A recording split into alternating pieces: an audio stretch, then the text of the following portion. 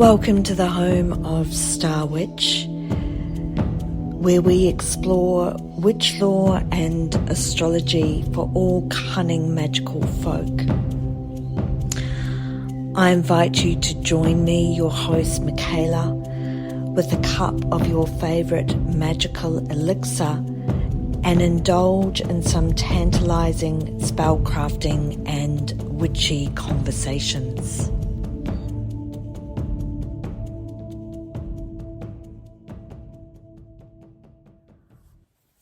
Welcome. This is the Witch's Year and the Winter Solstice. So we've moved through the season of Samhain, honouring of the ancestors, of the bones and the rocks and the decay and the stripping away. And now we come to the turning of the wheel for the winter solstice, or as it's also known as Yule. So within this is a pivotal star point of the feminine, or the great mother, Isis, giving birth to the sun, Horus. And here in the winter solstice gateway, we have the longest night and the shortest day. Because the themes around this are about birth cycles, the lunar phase that symbolically represents the winter solstice is the dark moon of deep rest, renewal and dreaming. And so with this, the marker point is also about your birthing, and in the deep fecundity of the fertile soil that's laid fallow throughout Samhain, we are now using the gift of the light and of the water to nourish the seeds that are buried deep within the soil. And this is where, in the dreaming cauldron, you dig deep into your own psyche to see what dreams lie there in the darkness. I invite you on the solstice to go deep into a cave and see what treasures lie within this cave. So taking yourself on a journey and using the imagery of a cave to explore within yourself. The journal prompts for the solstice, the winter, is what are the new stories you are giving birth to? Where can you infuse more radiance into your life?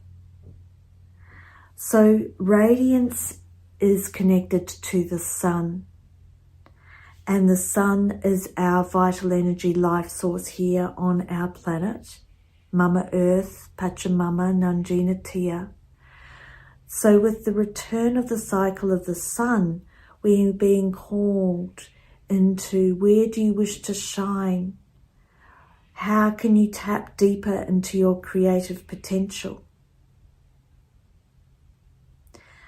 Where can you also gift yourself more moments of stillness? The dark moon symbolically is where we drop into a dreaming cauldron. And in our society, there is an over-identification with the glorification of busyness, achievement, success, always needing to be on the go. So maybe with your solstice ritual, it's very quiet. There's lots of spaces to be. It's the moment in between the pauses.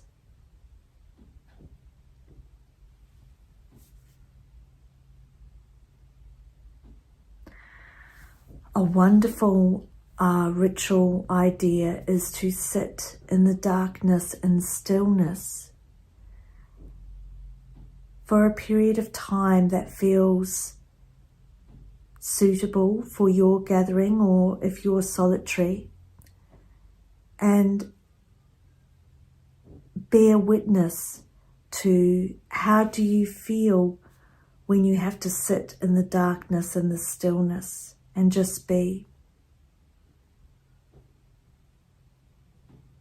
Pay attention if the chatter of the mind wants to take you elsewhere. It's all okay. There's never any judgment or shame with any of this.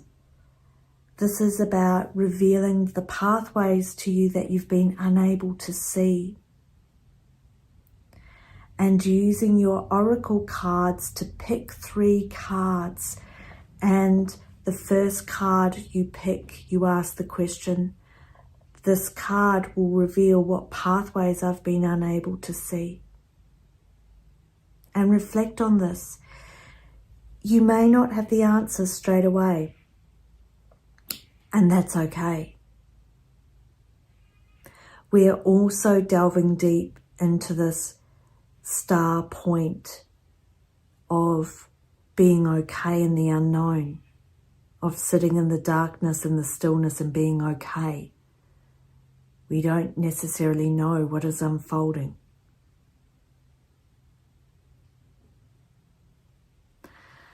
Your second card is what will indicate what you need to focus on. And again, when that card is turned over, you don't need to have the answers. You're observing and witnessing and writing, if you wish, in your journal. These gateways are for a period of around a month and a half, so every 6 to 7 weeks. So this is for the whole season, not just for one day or one night. And the third card is, this card will act as a guide or a support for me.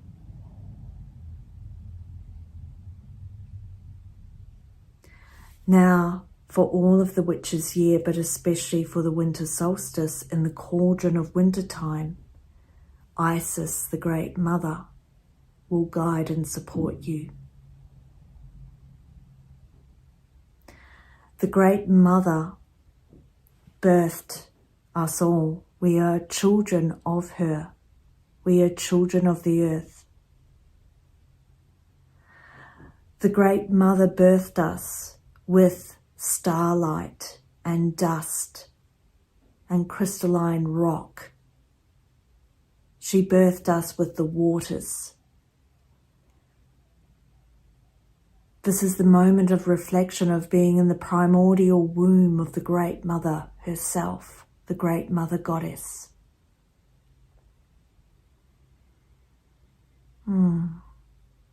This is about birthing cycles. So it's a wonderful reflection to look at your own birth story, to do some exploration if you feel called to, and all of these suggestions are always optional. Above anything else, trusting your own intuition, your own body intelligence, and what feels right for you is paramount with any of these suggestions, is that they're only suggestions and ideas. Maybe during the season, finding out your birth story, and then looking at these themes of how these patterns may play out in your own life. If you have birthed projects or ideas, how do you create? How do you birth? How does it gestate within you?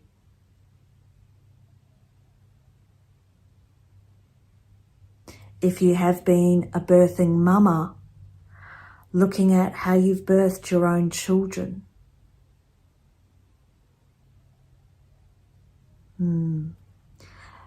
There's an incredible moment here of gifting the birthing of creation to yourself. Just as Isis gives Horus to the world as the sun, you too have the potential to birth something magnificent within your own life. But it's not to be rushed. Nothing of these journeys is to be rushed, because they each have their own turning point, their own seasonal marker, the relationship of the earth with the sun and the moon and with nature herself. So you may wish to go outside and gaze around at your environment, to what plants, trees, shrubs, flowers are around you, what the animals are doing, what the birds are doing. What do the trees look like? What trees are around you? Are there any herbs growing? Just observing, and I would encourage you to write in your journal, your magical journal for the witch's year, to really pay attention to what's happening in your environment. Go for a walk in nature. All of this is about nature's relationship with ourselves. A fire, if you've got a hearth fire in your home, because it's, cozy, it's winter, making beautiful soups, warm drinks. When you come to light the fire, giving honor and praise and incantations to the fire spirit. When you gather the wood to light your fire, giving gratitude and blessings to the tree spirits, the dyads, the nature spirits. Honouring any element that you come into contact with to develop a rapport with the nature spirits around. The botanicals for the winter solstice are evergreen trees, mistletoe, pine and holly. Now, depending on where you live, you may not obviously have access to these. These are just traditional botanical correspondences. There is no right or wrong with any of this. It's about going out into your local neighbourhood and seeing what's growing around for yourself. The incenses are cinnamon, frankincense and myrrh. So bringing in the delightful gifts. Interesting that it's frankincense, myrrh and gold relates to the sun. And this is the three wise magi in biblical stories that offered these gifts at the birth of Yeshua. We, of course, have the 3 days and the 3 nights as strong within the Dionysian mysteries and the Eleusinian mysteries and the Isis mysteries of beautiful feminine deities or actual living representations giving birth, and the gifts that are offered of frankincense, myrrh and gold. So possibly working with gold in your own way. You can creatively bring gold into your life. You can work with the energy of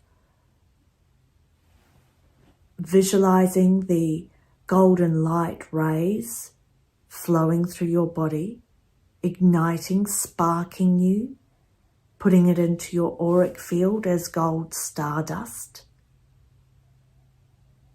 And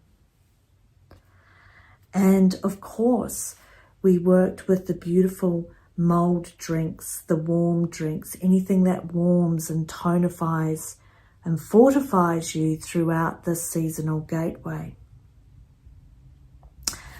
If you are interested in the aspect of birthing, and of course, because the winter solstice is symbolically represented by the dark moon, so I would invite you to check out the Moon Magic journal and the Moon Magic booklet that also accompanies these videos, to look at the different moon phases, the lunar phases, and the key words that support each of the different phases, knowing that the dark moon is for the winter solstice. And you might also like to explore what lunar phase you were born under, and depending on what that is, relating that to the seasonal celebration, the seasonal cycle. So if you were born under the dark moon, it's winter solstice. And this is just symbolically, you don't need to have been born in the winter solstice. I'm just saying the more energetic signatures. So a crescent lunar phase is Imbolc. The first quarter, the waxing first quarter, is spring equinox. The waxing gibbous is Beltane. Full moon babies, if you're a full moon lunar fertility baby, you are summer solstice. For those that have a disseminating lunar phase, that is Lammas, the waning.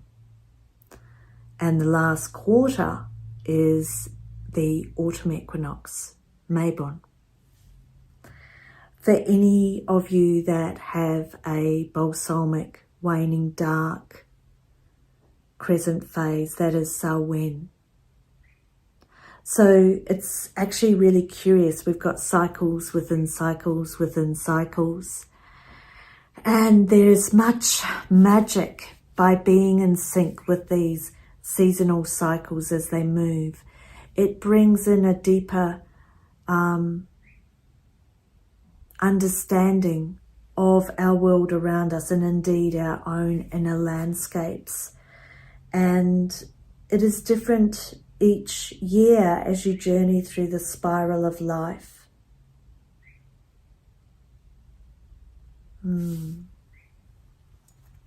So stillness, rest, renewal, just being here. The seasonal questions. What is my incantation and spellcrafting for this season? Maybe that's, as I've suggested, looking at your birthing story, your lunar fertility phase, or what are you giving birth to? What is the water nourishing in the seeds below that haven't sprouted yet? What is something, a dream deep within your heart that maybe you haven't shared with anyone yet? It's really important to hold the sacredness of the dreaming within. We don't need to broadcast it out.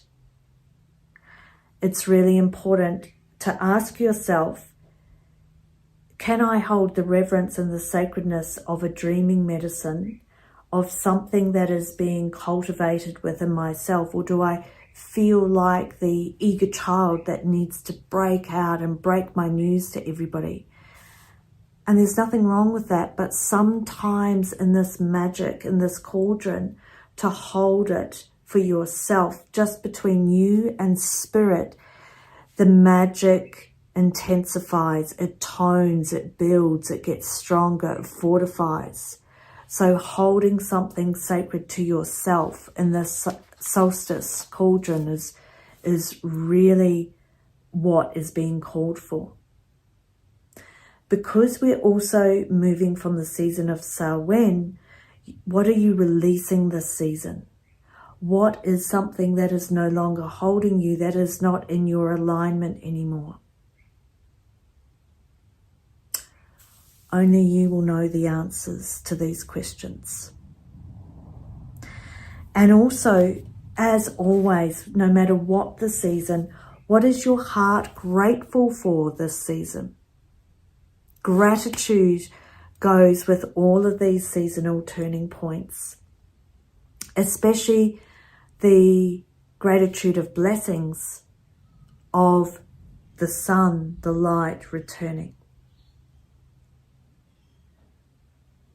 So many blessings for the winter solstice. Thank you all you magical cunning folk for joining me here and sharing our precious time together. If you'd like to subscribe to my channel for Magickal Folk and follow me on any platform where it is that you have discovered me.